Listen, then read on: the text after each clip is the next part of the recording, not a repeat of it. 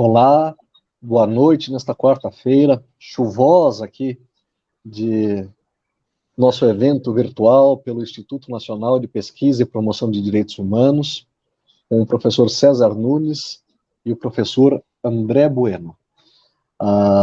Quero começar cumprimentando os dois, o professor César Nunes, que é nosso conhecido aqui, professor titular de Filosofia da Educação na Faculdade de Educação da Unicamp, livre docente em Educação, membro fundador do Instituto Nacional de Pesquisa e Promoção de Direitos Humanos, o INPPDH, né?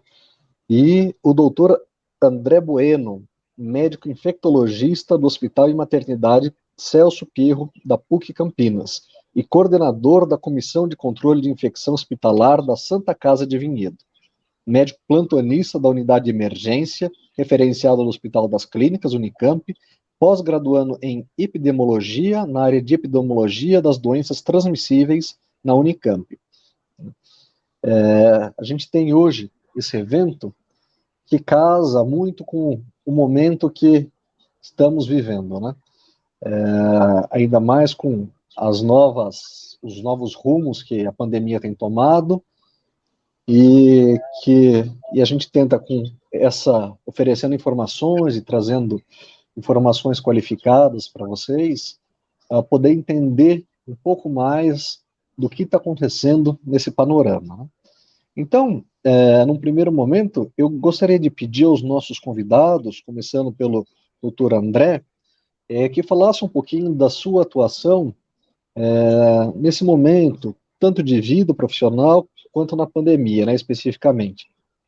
Doutor André, por favor. Bom, boa noite. Cumprimentar o Guilherme, o professor César. Prazer estar participando da live aqui do Instituto.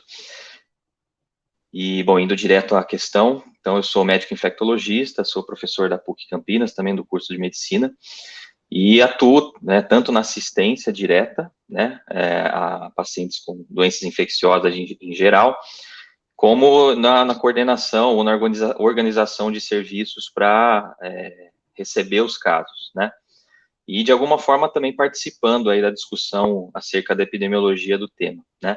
Então, eu divido minha atuação nesses três eixos, né, na parte de ensino, né, tanto com alunos de graduação como com residentes, né, de várias áreas aí de especializações, assistência direta, então estou desde o início da pandemia, como o Guilherme comentou, eu sou plantonista também do pronto-socorro da Unicamp, e na PUC também atuo diretamente na assistência, né, aos pacientes com Covid. Então, estou desde o início vivendo aí diariamente, intensamente, a epidemia, né, a flor da pele, aí, né, e também no sentido, né, como eu estou nessa especialização na área de epidemiologia, também desenvolvendo alguns trabalhos nesse sentido, de discussão mais para o lado epidemiológico, não só assistencial, pegando a questão da Covid-19, assim, cercando por várias frentes, né. Então é isso, então fico à disposição para a gente debater e agradeço novamente o convite. Obrigado, André. Então, pelo que você diz, você está realmente na linha de frente aí dos acontecimentos, né? Você tem uma visão não apenas técnica desse momento, né, a partir da sua pós-graduação e tudo mais, mas você está enfrentando aí esse momento na batalha diária ali, né? Então, vamos passar. Professor César Nunes, pode se apresentar para a gente, por favor, falar um pouquinho do seu trabalho, do seu trajeto nesse momento também? Obrigado, Guilherme, pela abertura generosa, propositiva. Também agradeço a presença do André Gílio Bueno. Sua presença engrandece também o nosso Instituto de Direitos Humanos, pela sua militância profissional e pessoal, ao lado da compreensão do direito à saúde, do direito à educação, do direito de ser, né, de todas as pessoas, a questão dos direitos humanos como base de uma sociedade de iguais, respeitando as diferenças e superando as desigualdades. Eu tenho trabalhado na Unicamp como professor e acompanho sempre as lutas do Instituto pois eu sou um dos membros fundadores do Instituto. Só que agora aqui eu queria parabenizar o Instituto por essa sensibilidade para com os problemas do momento. Nós temos demandas teóricas fundamentais, demandas políticas, mas há alguns momentos que uma palavra criteriosa do Instituto ajuda a definir as práticas sociais. E agora, para alguns países, segunda onda, para outros, repique ou terceira onda da Covid, o problema que tem se centralizado é a questão do possível, suposto, necessário ou não retorno às aulas. Então, o Instituto me convidou e eu agradeço a honra de estar com o André para que a gente consiga debater esse tema. Obrigado, Guilherme, obrigado, André. Realmente, a gente tenta aqui, de forma transdisciplinar, né, interdisciplinar, com dois grandes especialistas na área de educação, na área de saúde, tentar elaborar algumas noções sobre esse cenário, né? Os cenários possíveis da volta às aulas na pandemia, as indicações, quando é necessário, quando não é necessário, o que se pode fazer. Eu acho que se dissemina muita coisa na internet, né? Se tem acesso a muita informação, mas nem sempre uma informação qualificada, né? A gente está tentando aqui oportunizar com realmente especialistas, pessoas reconhecidas nos seus meios da educação, na saúde, oferecer um panorama que se encontre com a realidade, né? Com a verdade, mas que vá muito além da questão do senso comum, das mensagens no WhatsApp, né? Mas tentando ao máximo potencializar e otimizar as relações, especialmente essas relações tão importantes e que mais do que nunca dialogam, né, quanto à saúde e educação. Então, para fazer a abertura, gostaria de, primeiramente, agradecer ao Instituto pelo espaço, né?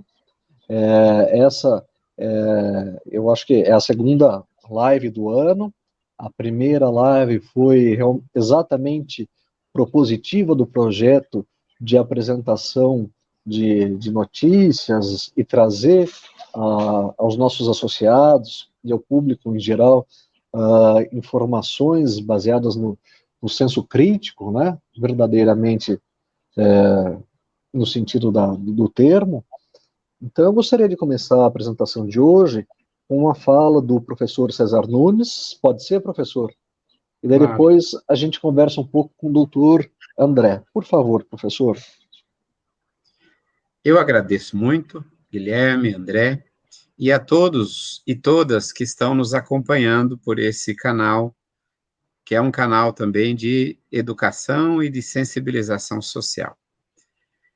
A Covid-19, que é o nome da doença, né, a meu ver, ela tem que ser decifrada, e eu uso sempre uma metáfora tirada de Sófocles, na peça famosa Édipo Rei, que são as garras da águia, a simbolizar, ela parece humana, o rosto de gente, mas ela é mais violenta que o leão e mais traiçoeira que a águia, naquelas disposições atribuídas aos animais. A esfinge ficava à porta da cidade de Tebas, e todo dia ela colocava um menino, só os meninos eram desafiados naquela visão patriarcal que a sociedade grega tinha. E a esfinge perguntava: decifra-me, ou eu te devoro. E diz a lenda que aqueles que não conseguiam decifrar o enigma da esfinge eram devorados por ela a partir das suas entranhas, né? O ventre, e depois ela lhe chupava a cabeça em outra versão mais trágica.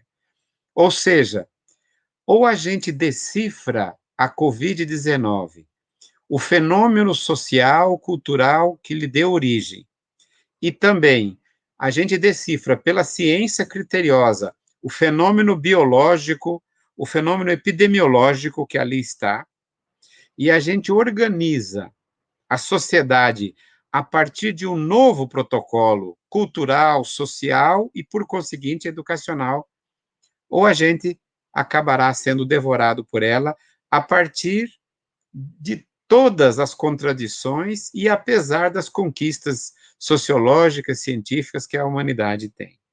Decifra-me, ou eu te devoro, é o que eu iniciaria sensibilizando a todos. Decifrar a esfinge é decifrar o fenômeno que praticamente ela representa. Decifrar a Covid-19 é decifrar o mundo e as condições nas quais ela surge e nas quais ela se manifesta. Agora, esse apelo é hoje voltado para a questão da educação. Nós vivemos hoje, no Brasil, uma das piores gestões do fenômeno social epidemiológico. É patente todo dia a gente observar que o mundo inteiro não tem uma bola de cristal e não há ainda um protocolo ou um projeto consolidado. Não há. Todos os países do mundo estão envolvidos na busca, na mesma procura. Alguns com uma maior racionalidade, com uma maior, digamos, racionalidade política, capacidade até de intervenção social, e outros com as contradições como as nossas, de natureza cultural e política, e alguns outros países de natureza econômica, científica, com ausência de critérios de intervenção coletivos. Decifra-me ou eu te devoro. Na educação, o Brasil tem 48 milhões de crianças na educação básica. São 6,5 milhões de estudantes no ensino superior. Dos 48 milhões de crianças na educação básica, são 8 milhões da escola particular e são outros 40 milhões da educação pública. Então, nesse sentido, nós precisamos entender que é um contingente gigantesco. 48 milhões é mais do que a metade da população da Alemanha, da França. É uma coisa a ser profundamente considerada. Então, esse processo, ele precisa ser levado. São 2,5 milhões de professores.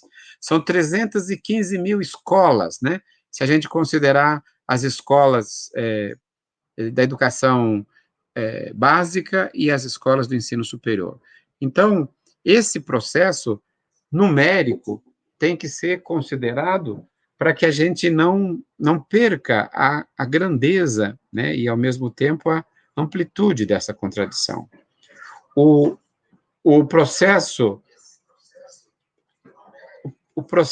de compreensão dessa realidade numérica, ela precisa nos preocupar.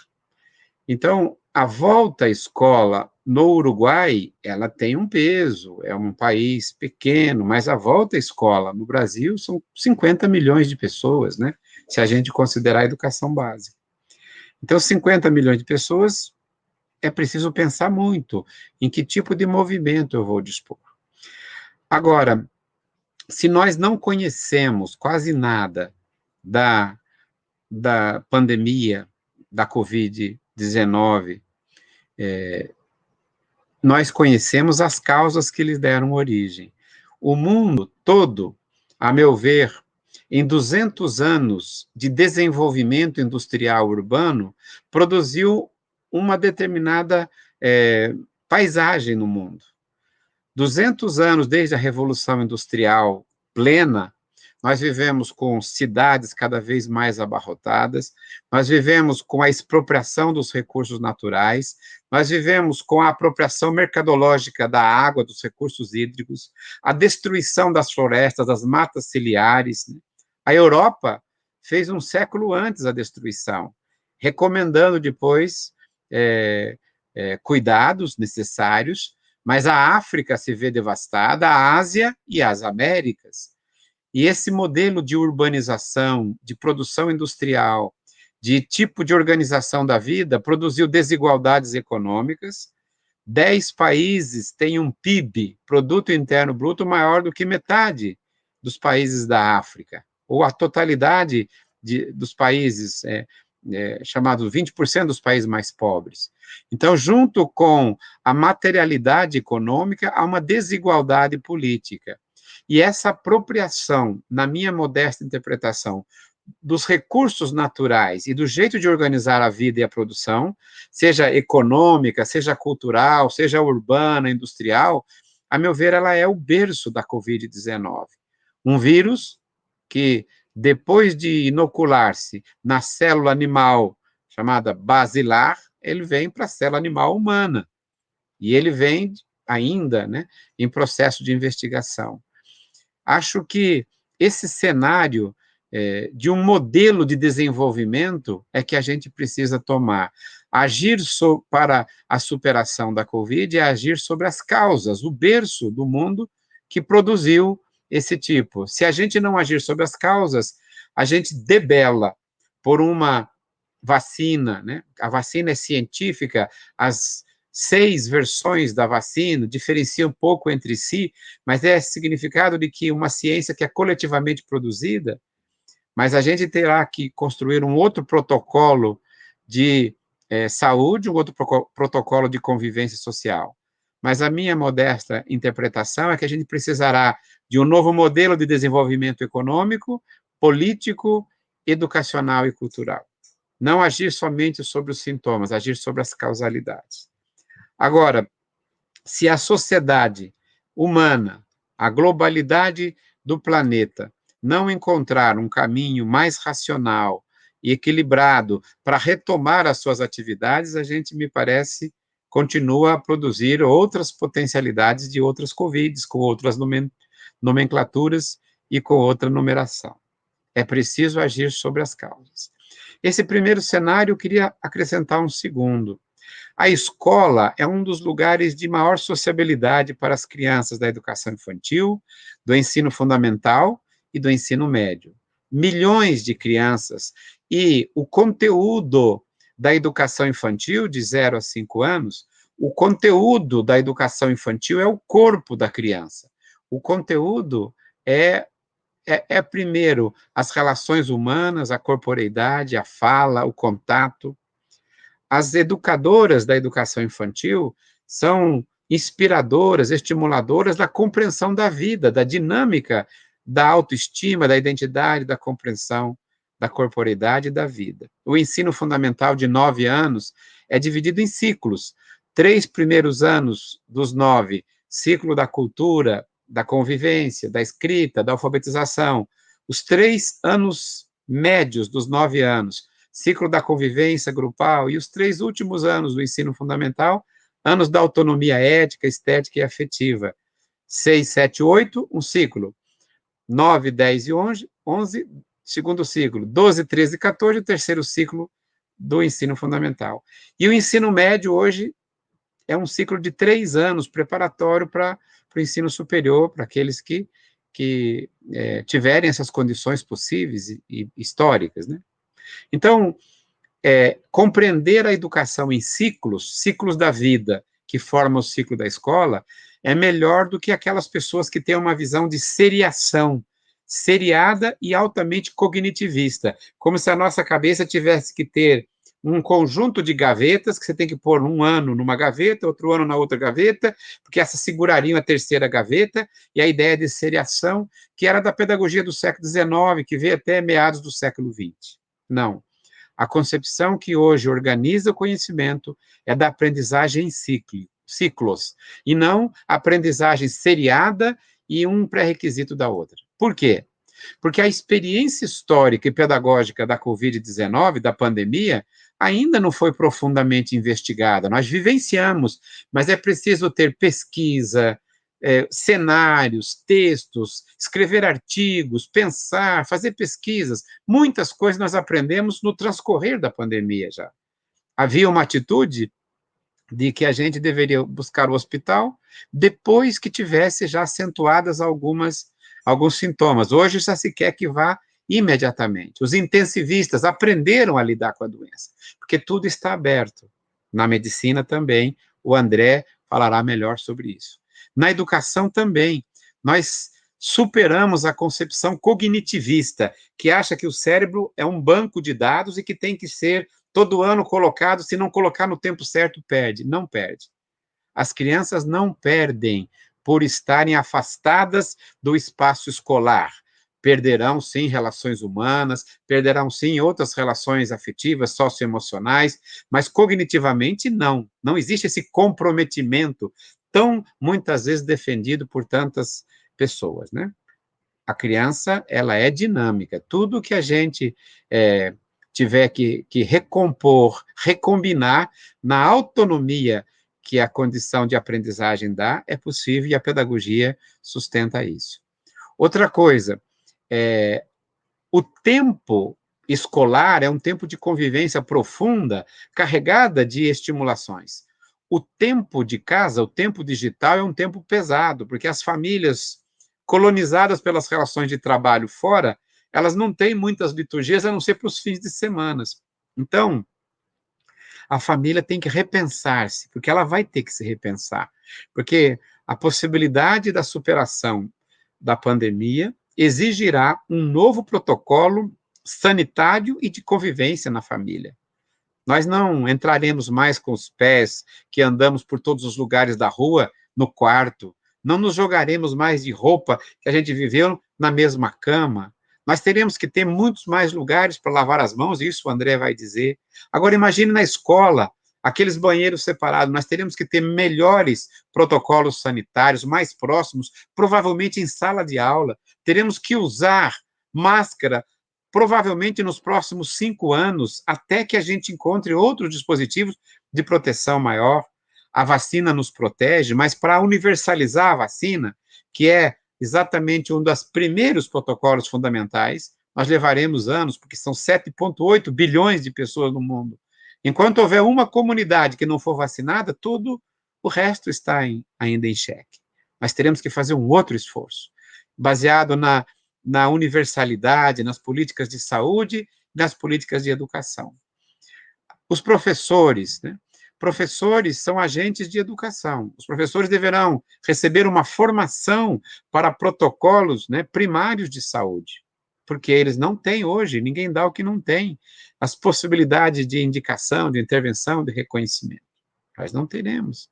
E há um medo profundo, porque não se reconhece uma autonomia, digamos, da escola ou do Estado para definir esse protocolo jurídico de volta às aulas, essa responsabilidade. Deixa aos pais. Os pais são premidos pelas condições de trabalho, pela cultura do senso comum. Não é correto. Então, eu diria, criança nenhuma perde o ano quem morre, e perde o ano quem não aprender com a pandemia. Criança vai ganhar o ano se a sociedade, família, escola e cultura conseguir manter a saúde psíquica, a autoestima, a contação de histórias, a retomada de uma dinâmica de fantasia e, ao mesmo tempo, a pesquisa equilibrada, a investigação. Não é somente a indústria cultural, ver todos os filmes, ver todas as séries, não. Nós teremos que criar novos hábitos intelectuais de leitura, de storytelling, né, contar histórias, né, de jogos lógicos, de literatura, de teatralização da vida, de psicodramatização da vida, para que a gente não fique somente com a alimentação e dormir em casa, né, ou então entretenimento da indústria cultural. Então é preciso que a gente hoje pondere muito.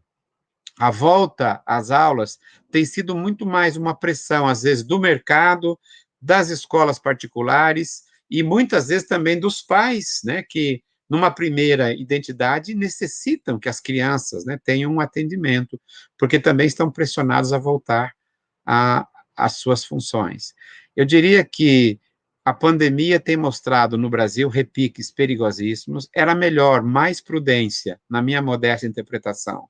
Era melhor lutar por outros protocolos, a vacinação dos professores, a remodelagem física do espaço de sala de aula, a nova logística de acolhimento das crianças, ampliação de espaços, né? Colocação plena de janelas, dispositivos materiais, para pensar numa volta. E aí criar uma outra relação com a cultura digital. Não é mais 4 horas, né? É 1 hora, 1h30, não precisa colocar a criança no mesmo tempo, com a mesma disciplina, ela vai se cansar. E aí a educação híbrida, ela precisa ser repensada com critérios pedagógicos e não critérios meramente circunstanciais, né, de acudir às coisas, a pedagogia da avestruz, né, que enfia a cabeça na areia esperando que a coisa passe, ou a pedagogia do bombeiro, apagar o fogo do dia. Não, a gente precisa de critérios de prevenção, distanciamento, de saúde, mas precisa pensar uma outra relação da escola, uma outra relação entre as pessoas no espaço escolar. Redimensionamento espacial, redimensionamento pedagógico. A criança aprende, e todo mundo que mantiver com as crianças uma relação afetiva sólida, garantindo a autoestima, vai passar. E aí, universalizando a vacina, repactuando as formas físicas e materiais de convivência na escola, até que seja paulatina, 30%, 20%, 25%, fazendo uma nova relação, nós continuaremos a estimular as crianças, porque o ser humano não é só cérebro e cognição, é afetividade, é emoção, é convivência, é sociabilidade. Hoje, transformar a informação em conhecimento tem que ser mediado pelos professores, pela escola. A sociedade da informação tem milhões de informações na internet, mas é preciso uma mediação pedagógica. A escola é essencial para transformar a informação em conhecimento. Isso é papel de professor, de gestor, de coordenador e de escola, numa relação humanamente qualificada e humanamente profunda. Não adianta a gente repor protocolos e continuar com a contabilidade de dias e de horas, de aprendizagens secas, estéreis e sem sentido. É preciso garantir que a gente aproveite, né, a tragédia, que é muito dramática, para fazer uma outra educação, uma outra forma de compreender a educação e a escola. Isso eu convido os professores, né, e convido os coordenadores que nos ouvem, os pesquisadores, para que a gente apresente isso e lute por essa causa. Hoje, muita prudência. As crianças, garantam a saúde psíquica e emocional das crianças. O cognitivo não é a única forma de compreender a sociedade e a cultura. E nem o cognitivo é cumulativo. Ele é autarqueia, ele é estimulado de diferentes maneiras. Há crianças que vão desenvolver outras relações, vão compensar, e a plenitude da aprendizagem em ciclo garante que a gente precisa ter prudência, calma e fazer da volta à escola uma volta criteriosa, negociada, cuidadosa e, a meu ver, mediada pela ciência e mediada pelo bom senso. É isso que eu imagino nesse momento. Professor não é agente de saúde, professor não tinha domínio de tecnologias digitais, não cobrem dos professores o que eles não receberam, né? Os professores, primeiro, precisam ter essa disposição. E pai não é professor. Pai pode ajudar a criança a estudar, se já ajudava antes, se tem metodologias, se tem dietas de auxílio, porque o pai querer dar aula, não pode, a mãe querer dar aula também não pode, e computador não dá aula, não elogia, não abraça. Então, redimensionar, calibrar a cultura digital para a criança. Não é reproduzir tudo, porque vai mais prejudicar, e vai saturar a criança de tela e tela, tela, né, porres de tela, que ela não aguentará mais.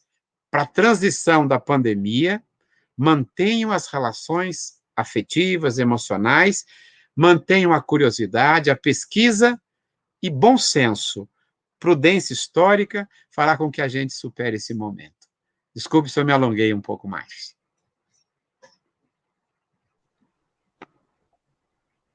Professor, é um tema realmente muito complexo, né?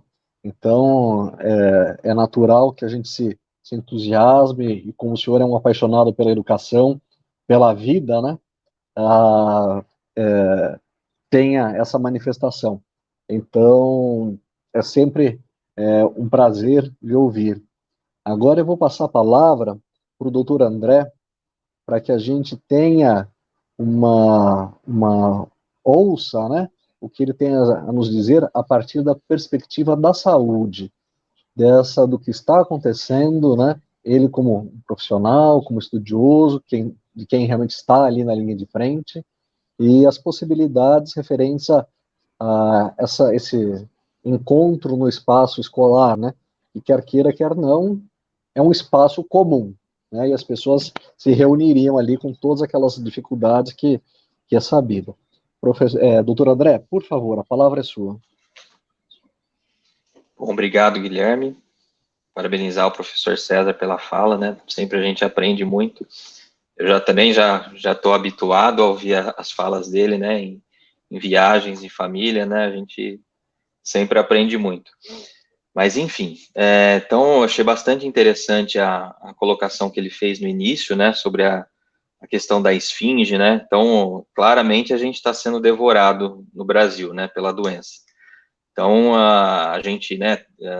Talvez a maioria das pessoas devem ter acompanhado, teve um ranking internacional recente em que a gente foi colocado em último lugar, né, na gestão da pandemia, indicando que de fato a gente não teve, né, não tem até o momento uma coordenação nacional, está tudo muito pulverizado, né, e especialmente em relação à comunicação, então isso a gente praticamente não ouve, na verdade até ouve no sentido de desinformar. Então, a gente está num contexto muito complicado para gerir a pandemia, né? Em que a gente não tem coordenação nacional, não tem estratégia de comunicação definida, né? A gente tem muitas falas ao mesmo tempo e, às vezes, totalmente contraditórias. Então, o cenário de controle com esses elementos que a gente tem, de fato, tornam tudo mais difícil, né? Mas, enfim, então, eu gostaria de iniciar comentando sobre a questão da transmissão, né, trazendo mais do ponto de vista biológico e epidemiológico da questão. Então, a gente já sabe hoje em dia, né, que a transmissão se dá essencialmente por via aérea, né, seja por secreções eliminadas pela fala, respiração, tosse, espirro, né, para pessoas que estão próximas da gente, ou partículas que ficam suspensas no ar, né, sobretudo em ambientes fechados e mal ventilados, e ficam ali por algumas horas, né, mesmo depois que o indivíduo infectado saiu do ambiente, e a gente pode se infectar dessa forma também. É possível a infecção através de superfícies, né, superfícies contaminadas, mas hoje em dia a gente sabe que a participação dessa forma de transmissão no geral, ela é muito pequena, né, então a gente até tem uma desproporcionalidade aí nos cuidados, às vezes dando muita atenção com a questão das superfícies, né, a higienização de objetos, né, e às vezes descuidando do que é mais importante, né? Isso a gente vê muito, às vezes, em estabelecimentos comerciais, do tipo bares, restaurantes, né? Que são os locais de maior risco, né? Para ocorrência de transmissão. Então, apesar da gente estar seguindo todos os protocolos, tem um monte de dispensador de álcool gel, mas naquele ambiente vão estar pessoas, às vezes um ambiente fechado, mal ventilado, as pessoas vão tirar máscara, então acaba tendo um desvio aí do que seria o foco da prevenção. Então, hoje em dia, a gente sabe que o que a gente precisa? Utilização de máscaras, né, máscaras de boa qualidade, ambientes bem ventilados, né, ambientes que não podem ficar fechados, tem que ter circulação de ar, e que a gente não tenha aglomeração, né, que a gente consiga manter um distanciamento adequado para as outras pessoas, né. Obviamente, né, tendo a higienização de mãos, higienização de superfícies, né, tudo isso é importante, e esse é o conjunto que a gente utiliza para reduzir transmissão. E trazendo, assim, mais do ponto de vista populacional, o César trouxe dados bem interessantes ali em relação ao numérico, né, então, colocando ali cerca de 50 milhões de pessoas envolvidas ali no ensino básico, né? Então, a gente tem que levar isso em conta também, né? Sabendo que a doença, ela precisa de pessoas, umas em contato com as outras, precisa de aglomerações para se estabelecer, para se perpetuar, a gente tem que ter esse quantitativo em mente, né? A gente está atuando hoje em dia, né, com todas as dificuldades que a gente já tem para controlar a pandemia, a rigor com esse quantitativo relativamente fora de cena, né? Então a gente tem que ter atenção a isso, né? A gente de forma alguma, né? E nem são as propostas, né? Retornar de uma hora para outra, né? Com todas as atividades de forma plena, senão a gente traria, né? todo esse contingente de pessoas que estão, de alguma forma, com uma circulação mais restringida para plena atuação, que, obviamente, traria uma dificuldade a mais para controle, né? Então, essa é uma preocupação válida, né? E, obviamente, qualquer protocolo de retomada se faria de forma gradual, né? Para não trazer esse quantitativo de pessoas ao mesmo tempo de volta à ativa, né? Mas, enfim, então a gente tá com esse cenário posto, né? De grande dificuldade de controle da epidemia. Então, no Brasil, a gente não teve em nenhum momento, né? Já vai fazer quase um ano, né, do primeiro caso, faltam 2 dias do primeiro caso diagnosticado no Brasil, e as estratégias que a gente tem para controle, de fato, a gente viu que em nenhum momento elas funcionaram de forma plena, né? A gente não conseguiu implantar experiências de outros países de forma que pudesse conter ou diminuir a velocidade de transmissão na grande maioria dos lugares, né? Então, a gente passa por um descontrole crônico da pandemia, né? Até é difícil, o César comentou, falar na questão das ondas, né? Se a gente for observar os números do Brasil como um todo, a gente está em patamares elevados praticamente desde que a epidemia começou, né? Obviamente, teve momentos de menor intensidade de transmissão, talvez ali entre os meses de setembro e outubro, né? Isso varia conforme o lugar, obviamente, mas desde o final do ano passado, a gente está numa elevação constante de casos, e agora, né, no final de janeiro, início desse mês de fevereiro, passando por momentos muito difíceis, né, na grande maioria dos lugares. Então, a gente passa por esse descontrole crônico aí da epidemia, né? Se a gente for pegar em localidades, né, mais direcionadas, então pegar uma cidade, a gente consegue identificar com maior clareza 2 momentos, né, na grande maioria delas, né? Mas no Brasil como um todo a gente passa por um descontrole, né? Então, nesse cenário de descontrole, de circulação intensa do vírus, né, de forma praticamente intermitente, fica muito difícil de discutir medidas de flexibilização, né? O ano passado foi muito desconfortável acompanhar, mesmo no estado de São Paulo, mesmo aqui em Campinas, onde eu moro, de tentativas de flexibilização em meio à ascensão de casos. Então, era uma situação que, assim, simplesmente incompreensível, né? Contando com a vantagem que a gente tinha, né, de estar vivenciando as coisas depois de outros lugares do mundo, né, depois da China, depois da Europa, a gente não conseguiu aprender com isso. Então, a gente vive essa dificuldade de controle já de forma contínua, né? E aí a discussão sobre o retorno às aulas se insere em meio a esse contexto. Então, às vezes a gente vê discussões comparando com experiências de outros países, né? Mas tal país não fechou a escola, ou tal país voltou precocemente, voltou em determinado momento, enfim. Mas a gente tem que considerar que são contextos totalmente diferentes, né? A gente está num contexto de descontrole da epidemia, descontrole crônico, persistente, e com essa questão nas mãos, né, das escolas fechadas desde o início da pandemia, e sem ter um norte claro aí para fazer um retorno seguro. Vale ressaltar que a gente não ouve falar em Ministério da Educação também, né, então, que deveria estar presente nessa discussão, e a gente simplesmente ausência total de participação nessa discussão. Mas, enfim, então, contextualizando essa discussão de retorno às aulas, obviamente, né, o Guilherme comentou, é uma situação muito complexa, né, ou seja, tem muitas variáveis envolvidas, né, e de forma alguma isso é algo que deveria ser decidido, ou deveria ser pautado só por uma área do conhecimento, né. Então, é impossível, né, que alguém da área da saúde, um médico ou um epidemiologista, né, um gestor da área da saúde, tome essa decisão de forma unilateral, né? Então, isso tem que ser compartilhado com todas as esferas que estão envolvidas, né? Essencialmente, hoje em dia, nesse evento de hoje, a gente tem, né, essa oportunidade de trazer alguém da educação, alguém da área da saúde, para ampliar o debate. A gente não pode, né, fechar o debate. Então, todas as esferas envolvidas têm que participar dessas decisões, né? Não pode ser uma decisão exclusivamente médica, exclusivamente epidemiológica. Todos os atores envolvidos têm que ser ouvidos, né?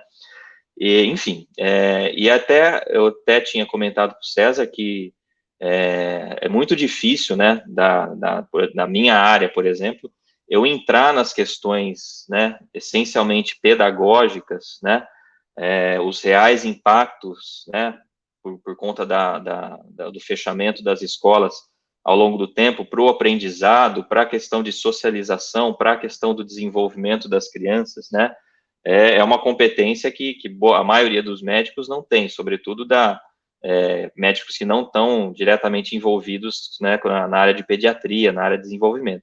Então, de fato, a gente tem que compartilhar esses conhecimentos. Mas, enfim, do ponto de vista, né, da minha área, né, da infectologia, da epidemiologia, a gente tem ainda muitas lacunas do conhecimento, né, no tema. Então, fica muito difícil a gente definir qual que seria o momento ideal para a volta, né? Então, essa é uma pergunta que a gente já vem se fazendo, já vem sendo discutida desde o ano passado, né? Vai voltar. As escolas, o mês que vem, volta, põe uma data, depois adia, né? A gente, nesse momento, está vivenciando isso, né? O Estado de São Paulo tinha inicialmente proposto uma data, os municípios estão adiando, né, frequentemente essas datas, né, por conta da situação atual. Então, fica muito difícil de ter esse parâmetro, né? O César comentou a questão das vacinas, né? A gente está na questão, numa situação que, apesar do Brasil, né, ter sido um exemplo de imunização em geral, né? O Programa Nacional de Imunização foi um exemplo para o mundo inteiro. Infelizmente, hoje em dia, a gente, de novo, tá no lado oposto aí desse ranking, né? Porque a gente não consegue vacinar, a gente está numa campanha caminhando, né, a passo de tartaruga, sendo que a gente teria total capacidade, né, se a gente tivesse disponibilidade de vacinas, dos municípios implementarem rapidamente, né, então os municípios estão preparados para implantarem, né, campanhas de vacinação de forma extremamente ágil, né, a gente conseguiria rapidamente atingir as populações-alvo, né, mas não tem vacina, né? Todo mundo acompanhou, né, o desenrolar dessa história toda, né, de vários países, né, desde o ano passado já estarem garantindo, né, as suas doses de vacina, e a gente, né, no Brasil começou a se mobilizar com isso agora no mês de janeiro, né? Então, obviamente, a gente não conseguiria, né, ter vacina suficiente para todas as populações. Então, obviamente, né, os profissionais da área de educação são prioridade, né? Mas o que a gente tem que trabalhar no momento são com prioridades dentro de prioridades, né? E é muito difícil de fazer essa gestão, né? Então, eu, como dentro de serviços de saúde, acompanhei de perto, né, no início da vacinação, teve muita discussão sobre quais profissionais de saúde, porque a gente fala, ó, profissional de saúde é prioridade, mas exatamente quais profissionais de saúde, né? Tem não só os profissionais, os trabalhadores da saúde, né? Outras profissões que circulam dentro do hospital, então é uma questão muito complexa, né? E no cenário atual é simplesmente impossível de ter uma ideia de quando que a gente teria a possibilidade de vacinar os professores, né? O Plano Nacional de Imunização, de fato, coloca várias categorias, né, de profissionais que estão elencados nas prioridades, né? Mas a gente não sabe, dentro dessas prioridades, como é que vai ser essa distribuição, né? Então, a gente está, no momento, vacinando idosos, né?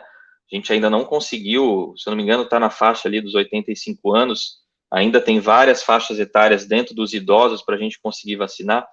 Então, eu fico preocupado com essa questão da vacina, né? Porque em algumas falas a gente ouve, mas só vai ser possível voltar quando tiver as vacinas disponíveis, né, para todas as profissões na área de educação, mas a gente simplesmente não tem essa data palpável, né? Então, é até depois algo para a gente debater posteriormente, porque é uma dúvida que eu fico, né, o quanto que a gente pode ir postergando, ir aguardando, né, a gente se pautar em algumas questões que não são palpáveis, né, como a questão da vacina, ou como ter um controle melhor da epidemia, que a gente sabe que, estando no Brasil, é difícil de falar isso, a gente nunca teve um controle adequado desde o início da pandemia, a gente não sabe quando vai ter, né? Então, são perguntas, são lacunas que deixam essa questão de quando voltar muito complicada, né? E depois é um item para a gente debater, né? Que é uma pergunta que depois eu vou deixar para o César, de que qual que é o tempo que a gente tem, né, para ficar na situação que a gente está atualmente, sem ter algo ali na frente palpável para a gente se basear, né, para programar um retorno, né, baseado em algum critério, né. Enfim, e por fim, eu só queria comentar a questão de como retornar, né, porque cada vez mais me parece inevitável que a gente vai ter que de alguma forma, retomar com as atividades presenciais nas escolas, meio que com a situação não totalmente controlada, né? Essa é uma impressão que eu tenho, né? E a gente deve justamente, né, investir bastante, insistir muito, né, na capacitação, né, de todos os agentes envolvidos ali na educação presencial, toda a questão estrutural, né, para, de fato, prover um retorno seguro, né? A gente tem muita desigualdade em termos de estrutura física, né, de escolas, né? Então, escolas particulares prontamente, né, conseguiram se organizar, se adequar. Escolas públicas, né, a depender da localidade, não conseguiram ainda, tem déficit de equipe de higiene e limpeza, tem déficits estruturais para prover insumos, né, para higiene de mãos, né. Então, são questões que, na minha impressão, ficam muito perdidas, né, ficam muito a cargo, né, de cada município ter o seu protocolo próprio. Obviamente, tem orientações, documentos que orientam isso, né, a nível estadual, algumas instituições que fazem isso também, mas acaba que, de fato, não tem uma coordenação nacional em relação a isso, não tem o Ministério da Educação ajudando a pautar essas decisões, né? Então, fica algo muito solto, né? Mas, enfim, de fato, trazendo aí o que seria mais próximo de mim, né? Seria justamente preparar as escolas, né, para tentar um retorno mais seguro possível, né? Então, para finalizar a minha fala, eu só queria elencar algumas condições, né, que eu vejo que seriam essenciais para fazer esse retorno. E aí, voltando lá no começo, né, a gente já conhecendo, né, com mais de um ano de epidemia, de pandemia, quais são as principais formas de transmissão. Então, de fato, aquele ambiente, né, que a gente imagina, a sala de aula lotada, o professor ali falando por horas, né, tudo fechado, às vezes, em alguns lugares, com ar-condicionado, né, esse seria um ambiente perfeito para ocorrer transmissão, né. Então, a gente tem que justamente imaginar um cenário diferente, né, inicialmente com baixa ocupação, né, então, iniciar com 30%, 35%, e progredindo, né, isso conforme a situação epidemiológica local, ter ambientes adequados para isso, né, ou seja, tem que ter janelas, né, tem que ser o ambiente mais bem ventilado possível, né, não pode ter sala sem janela,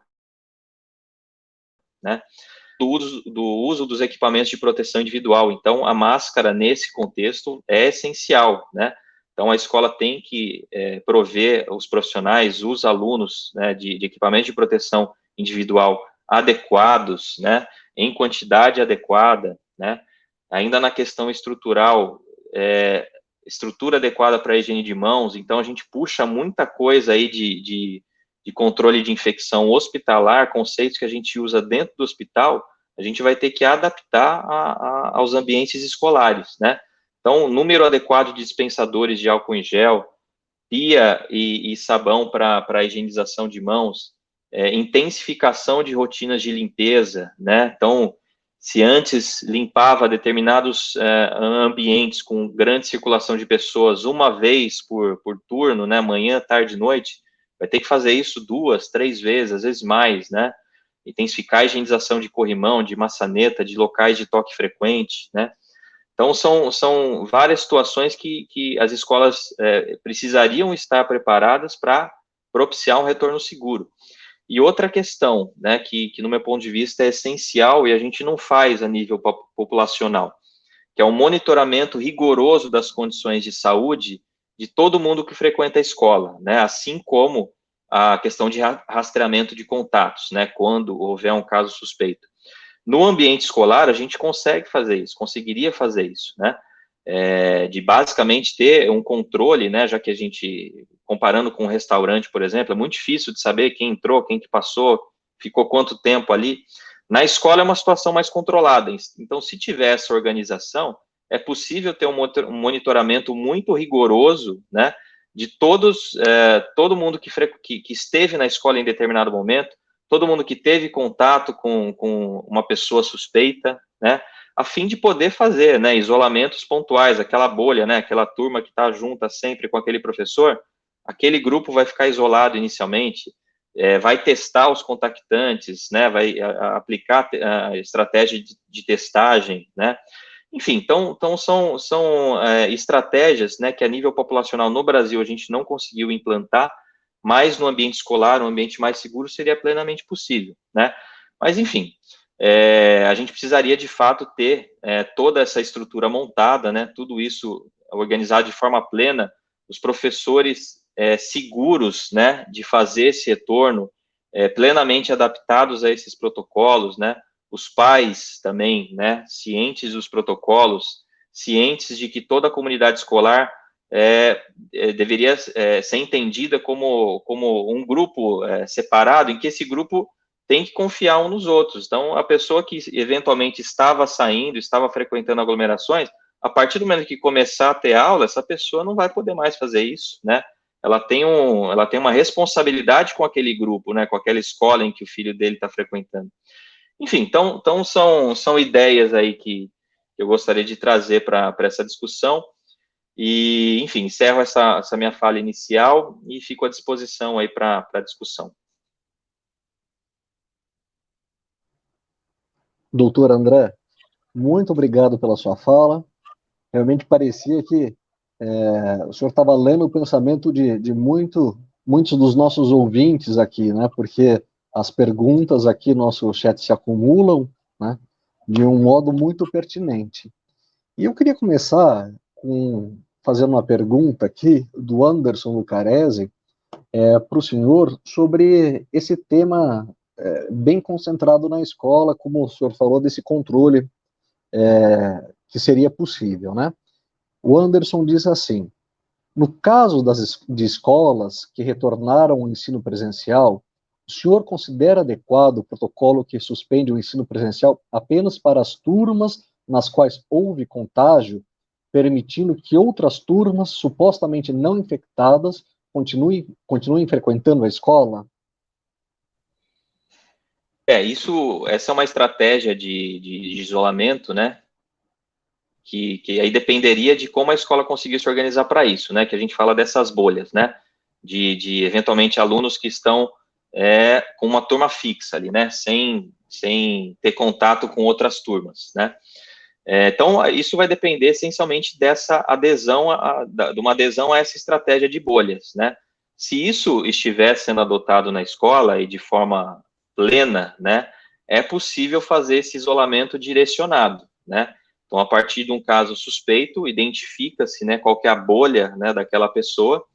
Obviamente, né, o profissional de saúde vai entrevistar, né, os envolvidos para identificar potenciais contatos em outras áreas, né, com outros grupos, eventualmente, e aí tomar essa decisão, né? Se for algo aparentemente restrito, é possível sim adotar essa estratégia de isolar um grupo específico.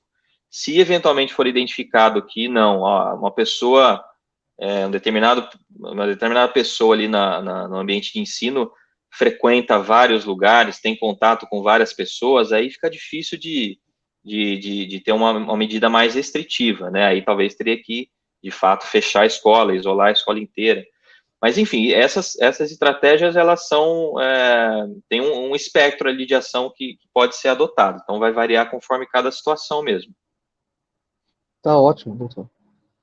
Professor César, a gente tem aqui uma colocação da Vanessa Freitas, né, nossa companheira aí, e também da Flora, que elas fazem, se posicionam de uma forma muito semelhante. A Vanessa nos traz o seguinte: na educação, a pandemia trouxe um fosso ainda maior entre o rico e o pobre, que sequer internet possui em casa.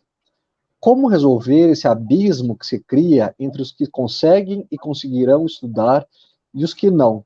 Inclusive porque muitos terão que trabalhar para ajudar no sustento do lar. E a Flora pergunta também algo nesse sentido, sobre a questão do que seria essa perda dos anos de escolarização, né? A gente tem aqui uma situação em que não existe uma expectativa real de vacinação, né?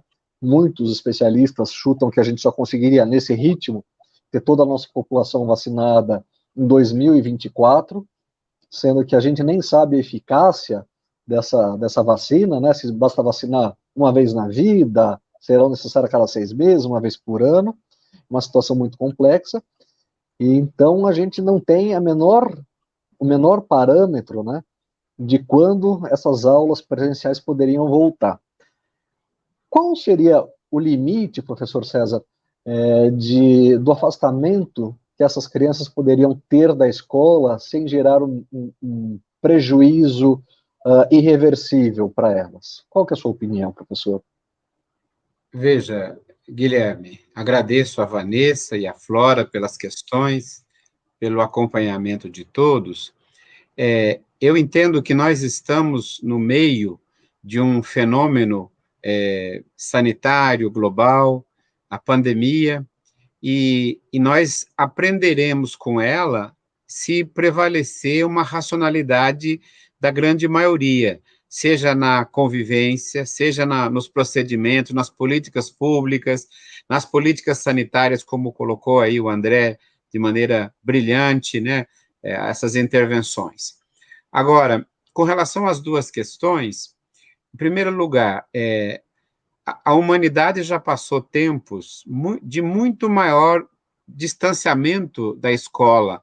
Na Primeira Guerra Mundial, na Segunda Guerra Mundial, foram 4 anos, 5 anos, né, sem escola funcionando, particularmente nos países centrais, Alemanha, França, países, né, Áustria, circulares ao redor. Então, a, a ideia da temporalidade, ela não é hoje, talvez, a melhor indutora. A gente precisaria de uma, digamos, capacidade de desenvolver protocolos de convivência segura, cautelosa, paulatina, para superar, digamos, uma exposição grandiosa, como já aconteceu em lugares que havia menos condições científicas e operacionais. Agora, outra questão as pessoas que tiveram dificuldades de acesso à internet, elas acentuam, como bem lembra a Vanessa, as contradições anteriores que já pesavam sobre a sociedade e a educação. São 6 milhões de crianças que não tiveram acesso quase nenhum à internet. 5,2 negros e indígenas, né? Então, outra vez o estigma sobre o estigma. Agora, há no Brasil um fundo nacional para investimento num protocolo digital nacional desde 2020, com dinheiro disponível. Nenhum dos governos de 2020 para cá investiu, deixou que a iniciativa privada, as high techs, desenvolvesse elas próprias os mecanismos privatistas de controle do mundo digital, inclusive colonizando a própria escola com os interesses do mundo digital empresarial. Não houve uma atitude pública para produzir um instrumento, digamos, de expansão de dados digitais com finalidade educacional. Nós estamos aqui, o Ministério da Educação é um completo ausente nessa pandemia, quando não reincidente, fazer o Enem nessas condições, um descalabro completo, né? Não tem como, uma forma irracional. E o Ministério da Saúde, com todos os procedimentos que já foram plenamente aqui denunciados.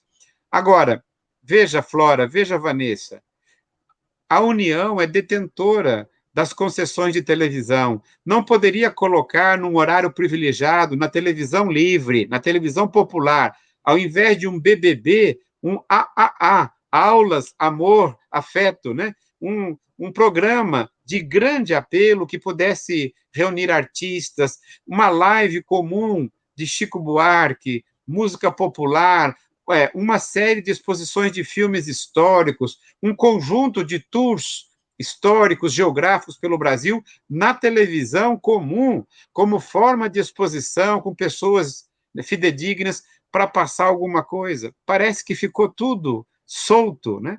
E a ideia de que basta um novo protocolo digital. Então, eu diria, aquilo que nós estamos vivendo da pandemia, Guilherme, ela acentua as contradições anteriores, né?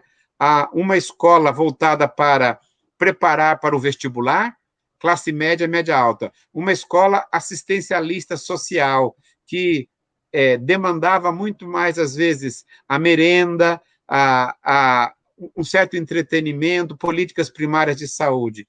Então, as chamadas, né, sintomas da deseducação estrutural no Brasil acentuaram ainda mais com a pandemia.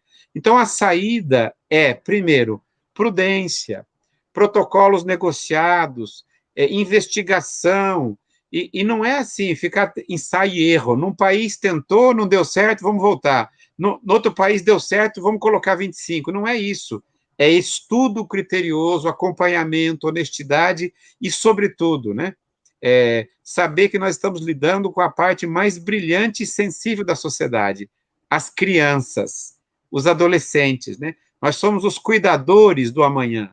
Então, não precisa ter essa ansiedade para garantir uma suposta, digamos, dinâmica cerebral cognitivista. Não há comprometimento da cognição pedagogicamente, se a gente acompanhar outros protocolos humanizadores, o teatro, a arte, a presença da família, a ressignificação, né? Então, eu acho que o, o grande Sebastião Salgado, Flora, Vanessa, ele fez um livro que lhe rendeu fama internacional. Ele chamou esse livro de Êxodo, porque ele colocou todo mundo nos anos 80 e 90 sendo expulso, os sírios, os negros, os indígenas, os quilombolas, né? Os pobres da periferia. O mundo inteiro ele colocou em todos os lugares do mundo 10 mil fotos, todo mundo em êxodo, aludindo à saída do povo hebreu, indo embora da sua terra, sem ter lugar. Agora, no final da década passada, ele reuniu mais 10 mil fotos e publicou um outro livro. Ele chamou de Gênesis, aludindo também a uma figura bíblica, a ideia de um novo começo do mundo. Então, eu acredito, Guilherme, que nós precisamos pensar grande. Nós temos protocolos operacionais na transição, mas para que a gente supere, nós temos que sonhar com um outro mundo, um novo Gênesis, né? Uma nova escola, uma escola acolhedora, professores que acolhem, escola que humaniza, currículo que define a relação da formação humana mais do que a preparação para o mercado de trabalho ou a acumulação memorística para fazer prova. Essa escola, a meu ver, já morreu. A pandemia já matou. É outra escola, outra relação. Então, que o Sebastião Salgado nos ajude a pensar um novo Gênesis, né? E que a pandemia, né, se nos deu uma lição, é da prioridade das relações humanas sobre todas as demais. Ótimo, professor. Temos aqui são muitas questões. Agora, mais uma para o doutor André, ainda voltada a uma preocupação já mencionada pelo Anderson, né? Então, eu vou somar aqui mais duas questões para o doutor André. Diz o Adriano Mastro Rosa. Na primeira etapa do ensino fundamental, as crianças têm contato mais frequente com a professora polivalente. Contudo, há professores que circulam entre as turmas, tendo contato com 300 ou mais crianças. Esses professores estão mais expostos e, portanto, têm mais risco de se contaminar e contaminar suas famílias. E também, doutor André, eu gostaria que falasse um pouquinho da sua experiência na linha de frente. Existe algum padrão de contágio que o senhor percebe ali nas pessoas que aparecem? São realmente aquelas pessoas que elas dizem que desrespeitaram, por exemplo, houve um aumento, né, das infecções por volta do final do ano, das festas de Natal, agora posteriormente ao Carnaval. Existe um padrão nesse sentido? O que o senhor pode me dizer? Bom, em relação à primeira questão, assim, tem uma questão, né, da transmissão relacionada a crianças, que isso é um conhecimento também que já está posto, né? As crianças têm um comportamento diferente frente à infecção, né? A maioria das crianças que são infectadas ficam sem sintomas, né? São assintomáticas. E desse ponto de vista, né, a transmissibilidade delas é menor, ou seja, é mais difícil delas transmitirem, né? Obviamente é possível, né? Mas é mais difícil de transmitir. Agora, se uma pessoa tem contato com muitas outras pessoas, né, como nesse caso citado, tem 300, a probabilidade de ter contato com alguém transmitindo, mesmo que assintomático, ela é maior, obviamente. Então, quanto mais, se a pessoa tiver contato com mais pessoas, quanto mais pessoas tiver contato, maior vai ser o risco de adquirir infecção, né? Em relação não sei se foi o foco ali da questão que ela trouxe, mas o ideal é que não ocorra esse tipo de situação, né? Que a gente tente ficar com aquelas bolhas, né? De professores tendo contato com o menor número possível, né? De alunos, né? Justamente para não ter uma situação dessa, né? De uma exposição tão grande, né? A um número tão grande de pessoas, né? Enfim, a segunda questão qual que era mesmo? Desculpa, esqueci. Se na sua experiência na linha de frente, né? Sim, lembrei.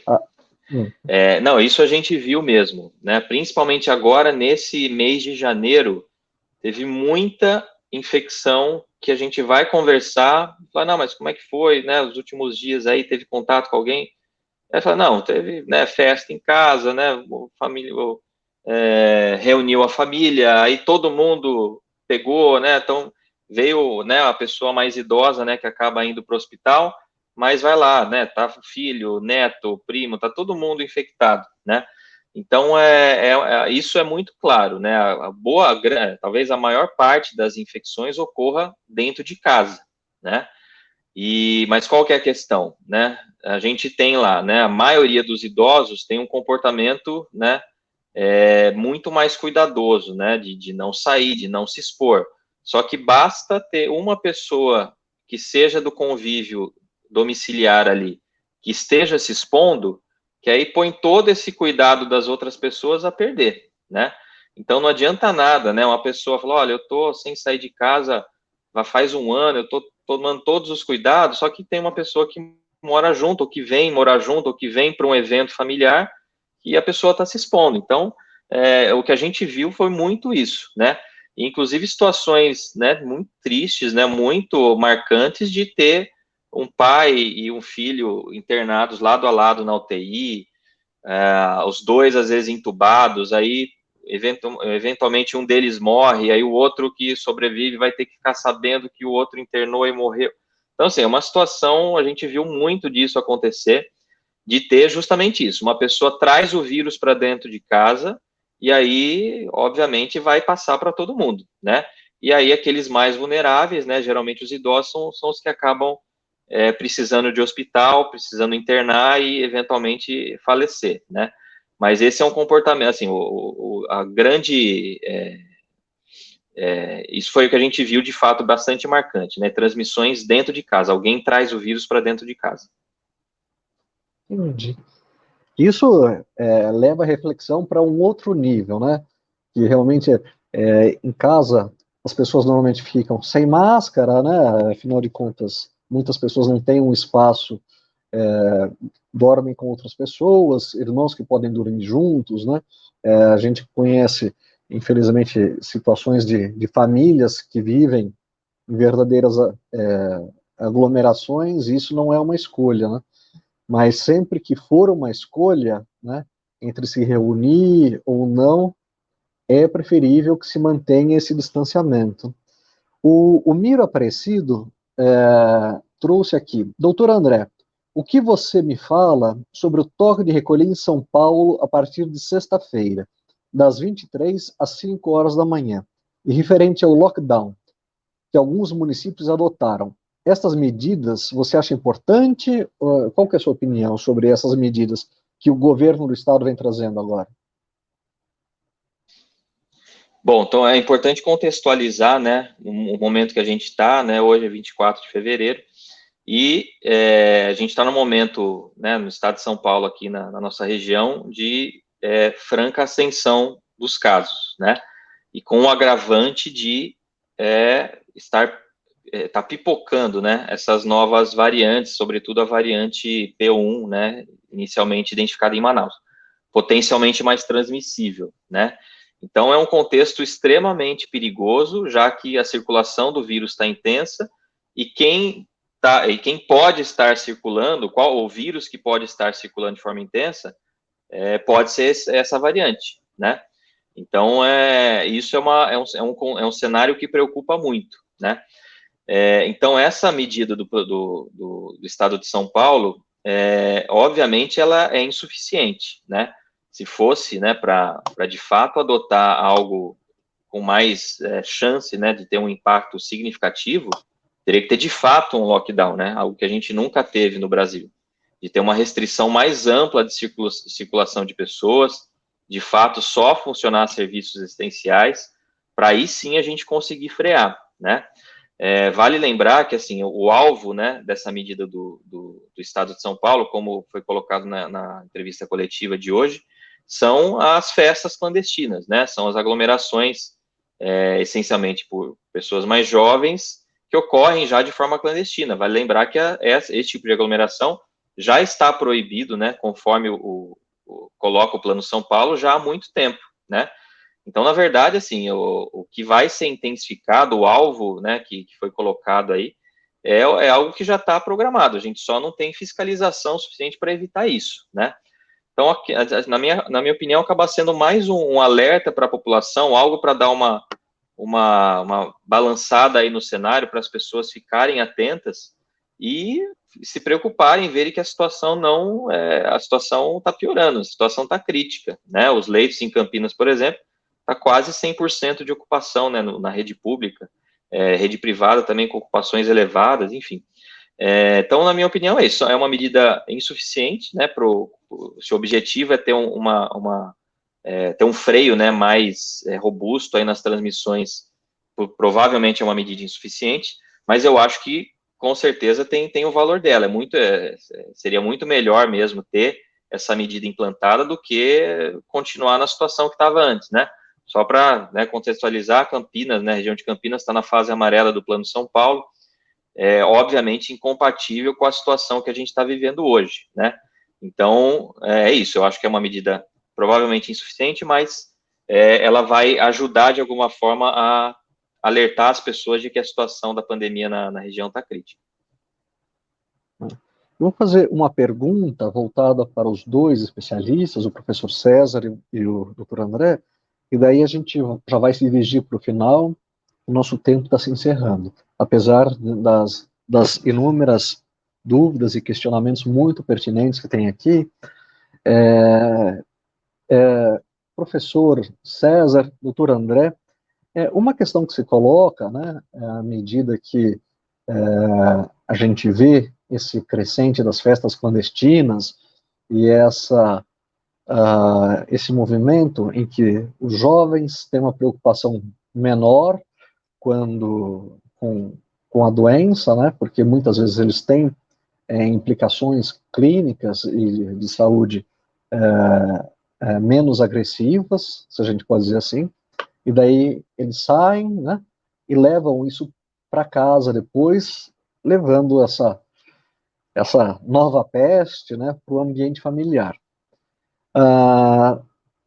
Vocês acham que se as aulas, o professor César vai poder falar isso com muita propriedade sobre essa dinâmica, se as aulas tivessem permanecido de modo presencial para os alunos de ensino médio e ensino superior, que são massivamente essa população de jovens que estão indo nessas festas clandestinas, né, tivessem permanecido frequentando as aulas de modo mais controlado nos ambientes escolares e acadêmicos, vocês acham que haveria um controle melhor, né, desses surtos? Porque nesse momento eles não têm o compromisso físico de estar no estabelecimento, né? Ou seja, na escola ou na academia, na universidade, né? Na academia muitos deles estão puxando ferro, porque isso parece que tem sido uma prioridade, né? Apesar do risco ser imenso. Vocês acham que se houvesse a possibilidade dessas pessoas estarem num ambiente, vamos dizer, escolar, universitário, o reflexo disso, como a liberdade para fazer festas, diariamente, como a gente vê por aí, seria diferente? O que vocês acham? Professor César, primeiro, por favor. Olha, eu acredito que o problema é estrutural. O Estado brasileiro, particularmente nessa fragilidade da composição política atual, ele fica muito sensível às pressões de comerciantes, corporações, agentes de entretenimento, sejam aqueles oficiais, sejam aqueles oficiosos e clandestinos, que também tem, né? Mais da metade do Rio de Janeiro está na mão da milícia, que tem representações na política. A parte do setor policial de rua tem aliciamentos com grupos e que promovem festas e outros fenômenos sociais. Então, Guilherme, eu não diria que é a juventude, né? Eu acho que fica um pouco geral. Eu diria que se houvesse um rigor, um criterioso controle, regulação dos espaços dessas festas clandestinas, da, digamos, socialização da bebida alcoólica, da drogadição perversa, perniciosa, que acompanha, digamos, a indústria, digamos, desse modelo de relacionamento, isso seria, a meu ver, mais eficiente. Os jovens, todos, a gente tem que caracterizar as diversas juventudes, porque não é uma juventude única, é uma juventude por classe social. O jovem das camadas populares é de um jeito, a classe média é outra, cada um tem.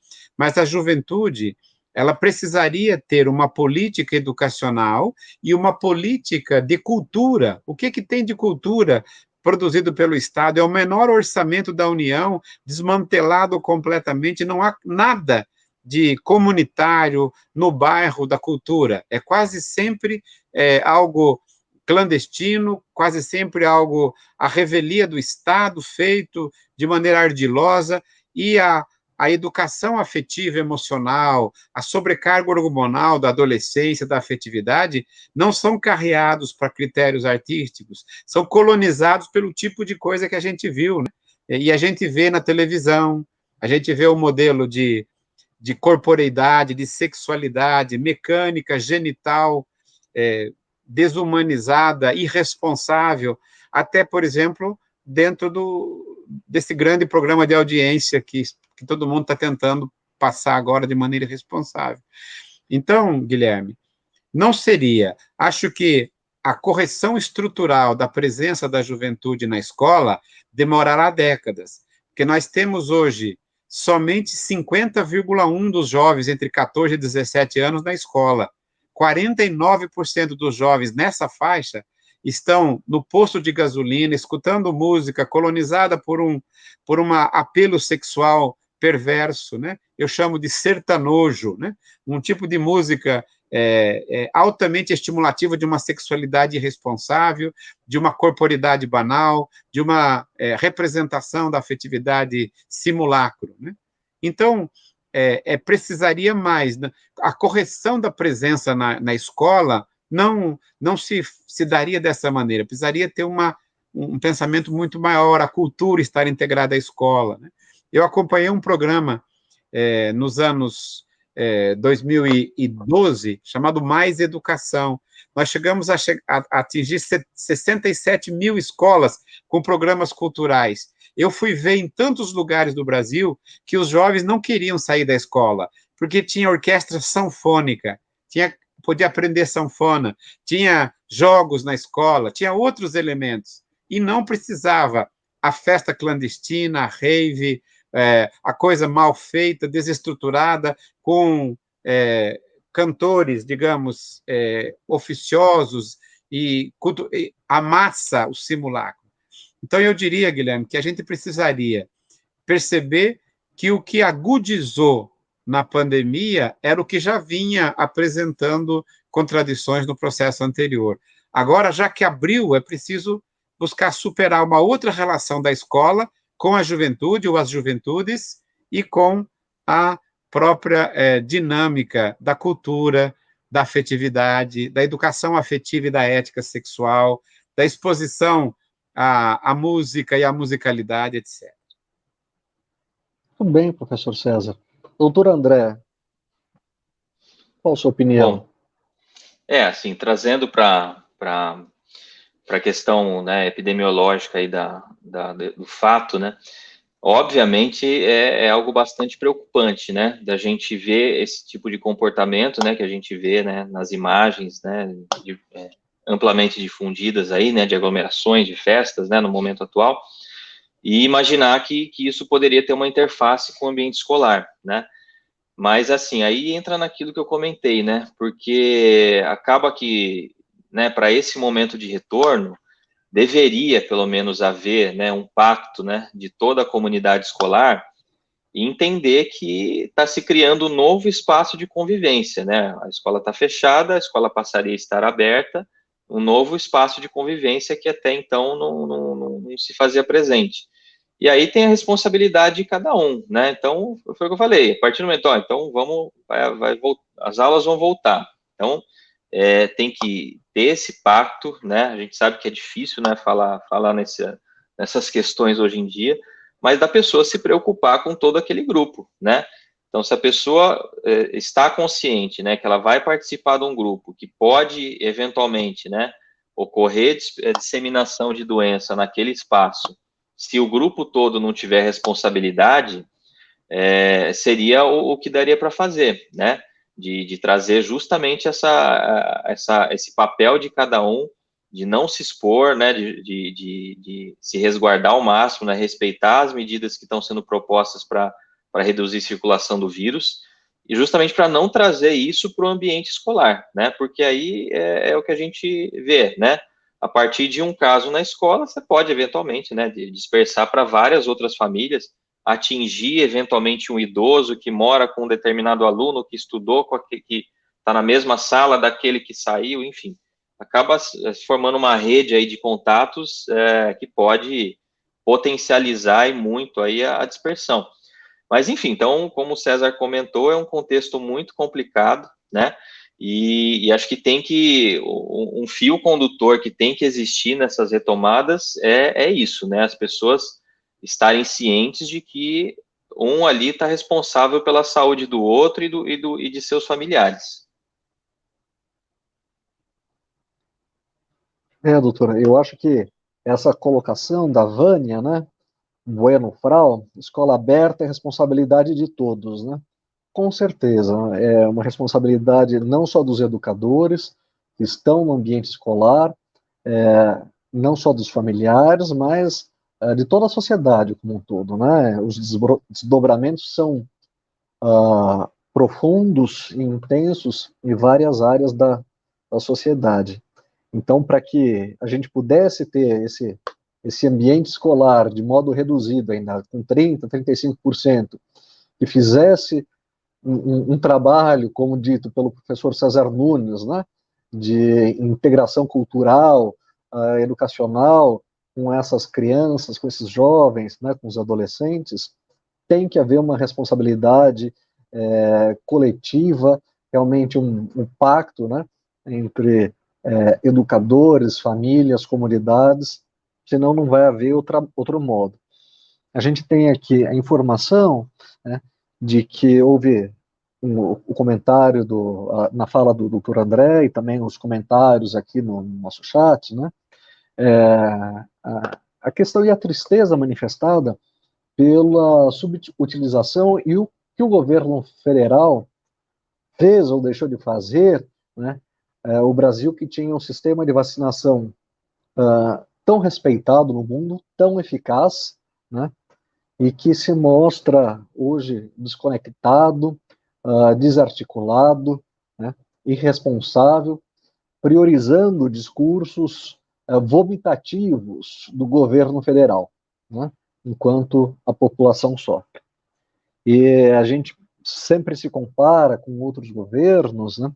Com outros países. A gente vê, por exemplo, no Canadá, lá eles compraram o equivalente a 9 vacinas para cada habitante, mas também não conseguiram ter uma ação pronta porque eles não tinham o sistema que a gente tem no Brasil, né? Um sistema articulado de vacinação que pudesse sustentar toda essa demanda, essas vacinas que eles compraram. E para a gente falta realmente a iniciativa, né? De certa forma, até a centralização e um diálogo, né, que deveria ser comandado pelo governo federal aí, em prol, esse diálogo, como a gente está trabalhando aqui por mediação do Instituto, né, do Instituto Nacional de Direitos Humanos, que é esse diálogo articulado entre os diversos atores.